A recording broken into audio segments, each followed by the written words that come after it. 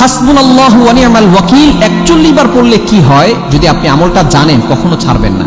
এই আমলটা খুবই গুরুত্বপূর্ণ আমল এবং এই আমলটা আল্লাহ তাআলা নিজে পবিত্র কোরআনুল কারীমের ভিতরে কোট করে দিয়েছেন। আল্লাহ তাআলা নিজেই বলে দিয়েছেন 4 নম্বর পারার 11 নম্বর পৃষ্ঠার 15 নম্বর লাইন, সূরা আলে ইমরানের 173 নম্বর আয়াত, হাসবুনাল্লাহু ওয়া নি'মাল ওয়াকিল। আপনি যদি এই আমলটা করেন, 1 নম্বর হচ্ছে আল্লাহ তাআলা আপনার সকল বিপদ দূর করে দিবেন।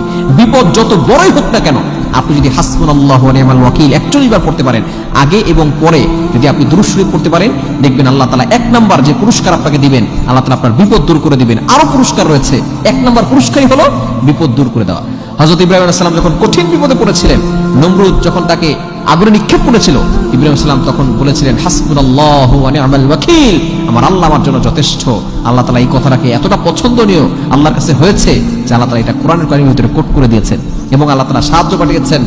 আগুনকে সরাসরি বলেছেন কুলনা ইয়া নারু কুনি বারদাও ওয়া সালামান আলা ইব্রাহিম, হে আগুন আমার ইব্রাহিমের জন্য শীতলময় ঠান্ডা হয়ে যাও। আগুন মানুষকে পুড়িয়ে দেয়, কিন্তু ইব্রাহিম আলাইহিস সালামের একটা পশমও পোড়াতে পারে না। জন্য 1 নম্বর আপনার বিপদ দূর করে দিবেন। 2 নম্বর হচ্ছে আপনার অভাব দূর হয়ে যাবে, আপনার জীবনে কোনো অভাব থাকবে না। 3 নম্বর আল্লাহ তাআলা আপনার কষ্ট দূর করে দিবেন। যদি আপনি জীবনে কষ্ট পেয়ে থাকেন, চিন্তিত থাকেন, আল্লাহ তাআলা আপনার কষ্ট দূর করে দিবেন।